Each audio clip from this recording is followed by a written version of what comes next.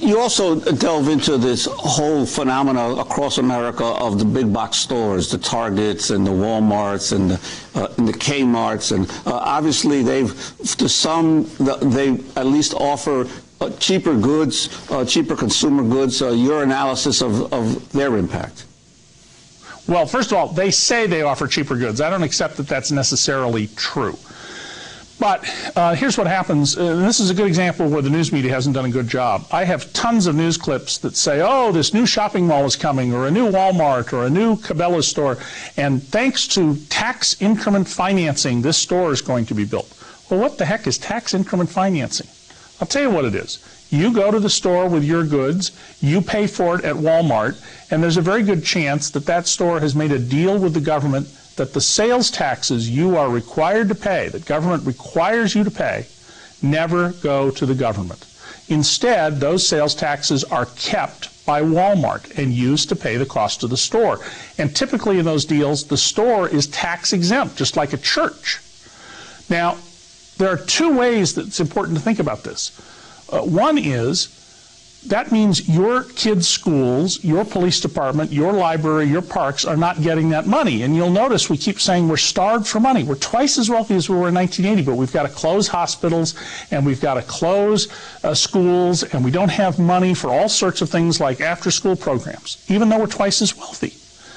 The second thing to think about is, imagine that you owned Amy Goodman's or Juan's department store across the street. You suddenly have to compete with people whom the government is giving a huge leg up on. You think you would go broke after a while? Well, in fact, you will. And I tell about a man named Jim Weeknecht, who owned a little store in the Poconos of Pennsylvania. He sold fishing tackle, hunting gear, stuff like that. And the way he made his living in his little tiny store, enough that he was able to have his wife stay at home and raise their 3 kids full time, was by charging less than a company called Cabela's.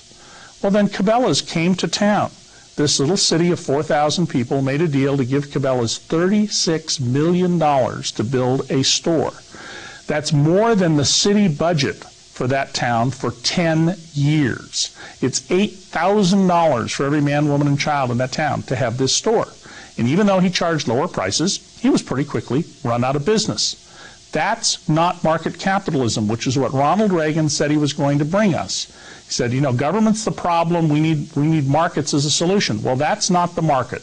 That's corporate socialism. And what we've gotten is corporate socialism for the politically connected rich, not all the rich, the politically connected rich, and market capitalism for everybody else. And of course, many of those folks need lobbyists to be able to get these kinds of breaks from the government. And you talk about the explosion of lobbyists and their influence on government. There are twice as many registered lobbyists in Washington today as there were in 1980. If the lobbying community had grown in revenues since the 70s at the same rate as the economy, there would be 1/10 as many lobbyists in Washington. And those people are not there doing the good of the public. You know, the Constitution they're not just in Washington. Right, they're not just in Washington. No, they're in all the state levels. They're in all the state capitals. They're in city halls. They're all over the country. The lobbying business is one of the fastest growing businesses in America because, you know why? It's easier to mine gold from the government's treasury than from the side of a mountain. Why wouldn't you go do that if you could get the government to give you money? And Donald Trump, a tax that's supposed to serve the poor, his company got $89 million for a tax designated for the poor. Somehow, Mr. Trump's public image suggests to me that he does not think of himself as a poor person. David K. Johnston will leave it there. Free Lunch is his book, How the Wealthiest Americans Enrich Themselves at Government Expense and Stick You with the Bill. Speaking to us from the PBS station WXXI in Rochester, New York. That does it for the broadcast. Democracy Now! Produced by Mike Berkshire, Federico Deuce, Aaron Mate, Angelique Comet. I'm Amy Goodman with Juan Gonzalez. Thanks for joining us for another edition of Democracy Now!